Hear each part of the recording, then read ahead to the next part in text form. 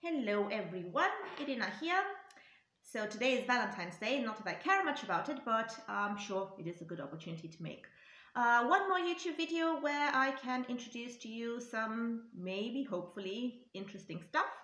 I want to mention at first that I do have a video discussing the terms for love in several Germanic languages with etymologies and a lot of historical explanations. You might want to check that out. It's in a card above. But today I am going to show you some terms of endearment, so pet names, again in several languages, and of course I want to kindly ask you to contribute and write in a comment what you consider to be a good term of endearment in any language you know, so that we can fill in the list. Okay, let's start. Of course we're going to start with German. So the most common word to tell your beloved in German is probably Schatz. So Schatz means treasure. It is an old Indo-European word with a root having to do with the idea to gush out, to pour out, like gold pours out from a treasure. That would be the basic sense. Yeah, so you can tell someone Schatz, you can also tell them Schatzi, as in a diminutive form. Then you can use some words which are in reference to animals, for example, Maus or Mausi, Mäuschen. You can also use Hasi from Hase, which is a hare, Bärchen from bear, and you can also use Äffchen, little monkey, Spatz, which is a sparrow, Spazi, although I don't know how common that is, but anyway, we should add it to the list. You can also say Süße or Süßer, süß meaning sweet. You can also say Liebling, so darling, I think that's much more common. And then again, you have all kinds of words which don't really mean something, but they just sound cute, I guess. So for example, Schnucki, and Pupsi. And of course, you can also use from heart, which is Herz, Herzchen. So again, some kind of diminutive form. You get the point. All right, in Swedish you can say, so first and foremost, you can say älskling, which is again darling, comes from älska, to love. You can also say hjärtat, so hjärta is the heart. And like in German, we also have in Scandinavian the word skatt. So you can say min skatt, I guess, although that sounds, I think, a little bit old-fashioned.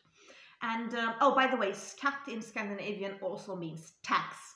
So it's treasure, both in the metaphorical sense and the concrete sense, but also tax. All right, you can also say sötis or sötnos, which is, again, sweet. Söt is sweet. And something you're going to hear a lot, I guess, is the double gumman and gubben. Gumma and gubbe actually mean old woman and old man, but they can be used as terms of endearment. So you're not going to offend your partner if you're calling them an old man, I think. All right, you can also use käraste, which would be like my most beloved, my dearest. And I guess you can also say gullet, which is gull from gull, meaning gold. So my gold, my treasure, again, in this semantic area. All right. In Danish and Norwegian, we have a pretty similar situation. So in Danish, you can say kære, my dear, elskede, again, my beloved. You can also say skat. I think it's more commonly used in Danish than it is in Swedish.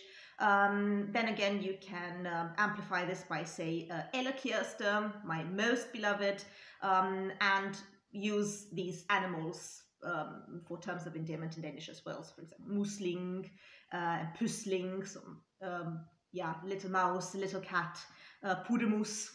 Pudemus is like a mouse who likes to cuddle, or something that I don't think means anything, like snoot. If it does mean anything, please write to me in the comment. All right, in Norwegian, yeah, like I said, similar situation, but pronounced a little different. So kära, yeah, again, dear, älskling, again, my beloved, älskade, gullet, again with this thing with the gold. You can also make up a lot of words adding kose in front of it, so in front of them, so for example, kosepus is like a cat who likes to snuggle, söta, söten, sweet, and nusset you can also find, I guess, so not a nut, but in the sense of cutie, sweetie, and you can always get creative, you know, so you can say lille due, for example, my little dove, or morgenstråle, like my ray of moonshine. So sure, you can get creative. Perle, yeah, pearl, this is something we can also say in German as well, I guess. In Dutch, you also have the opportunity to make diminutives out of a lot of words. So, for example, again, schat, you also find it here in Dutch, so the treasure. If you want to make a diminutive, schatje. You can also say liefje. I think this is probably the most common one. Liefje is my love, but in the diminutive form. Alternative, you can say lieferd. You can also say dropje or snoepje, which both have to do with candy, so my sweet. Again, you can also say zoetje, but that's a little Flemish, I guess. Okay, lekker ding. Again, my sweet thing. Maybe you can say that as well.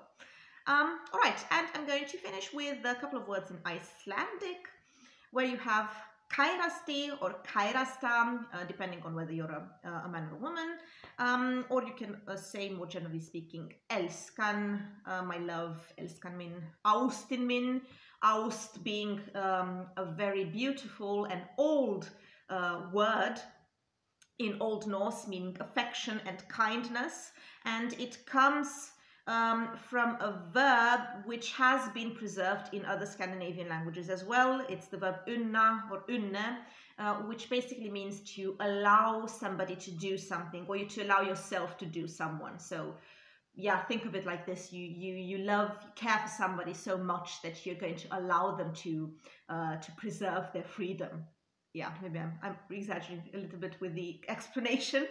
Saiti, saita, again, sweet, depending on the gender. You can also say krut, I think, although I believe that this is a word rather used for small children. It might have suffered an extension of meaning. However, krutið mitt, maybe you can say that to a partner. And you also have the adjective dulla, which is a term of endearment rather used as friends, especially between girls who are friends with one another. So it's not necessarily romantic.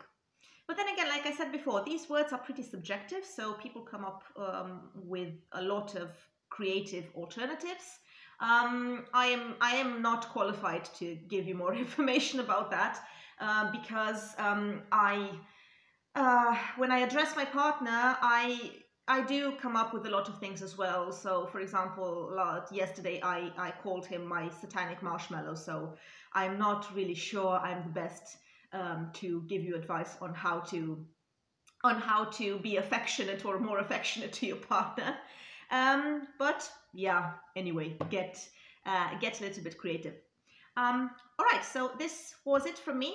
I wish you to keep healthy, to enjoy your day, and to love the one you're with, and generally speaking, to love as much as possible, because we are longer dead than alive. If you like my channel and if you like my explanations, please feel free to like and subscribe, and also find me on TikTok. Best to you. See you next time.